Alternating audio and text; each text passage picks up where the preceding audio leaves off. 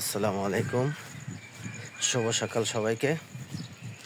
আজকে ভোর 5:30টায় উঠলাম। আসলে সকালবেলা ওঠার গুরুত্ব সম্পর্কে রাসূল পাক সাল্লাল্লাহু আলাইহি সাল্লাম বলেছেন যে তোমরা সকালে ঘুম থেকে ওঠো এবং উম্মতের জন্য রাসূল পাক সাল্লাল্লাহু আলাইহি সাল্লাম দোয়া করেছেন যে হে আল্লাহ, দিনের শুরুর অংশ আমার উম্মতের জন্য বরকতময় করে দাও। রাসূল সাল্লাল্লাহু আলাইহি সাল্লাম আরও বলেছেন যে দিনের শুরুর অংশ রিজিক বন্টন হয়। তাই আমরা প্রতিদিন সকালে ঘুম থেকে উঠবো,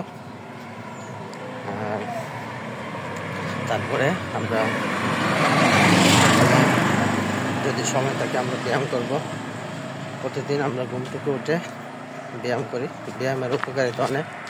আপনার ব্লাড সার্কুলেশন ঠিক রাখে, তারপরে রাতে ঘুম ভালো হয়, আর আপনার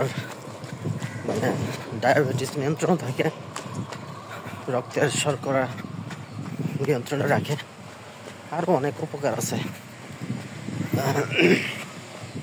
আজকে আমরা দাউদপুর সরকারি উচ্চ বিদ্যালয় মাঠে রান করবো। আমাদের রানাররা একটু পরে এসে পড়বে। আমি সবার আগে এসেছি। ধন্যবাদ সবাইকে, শুভ সকাল।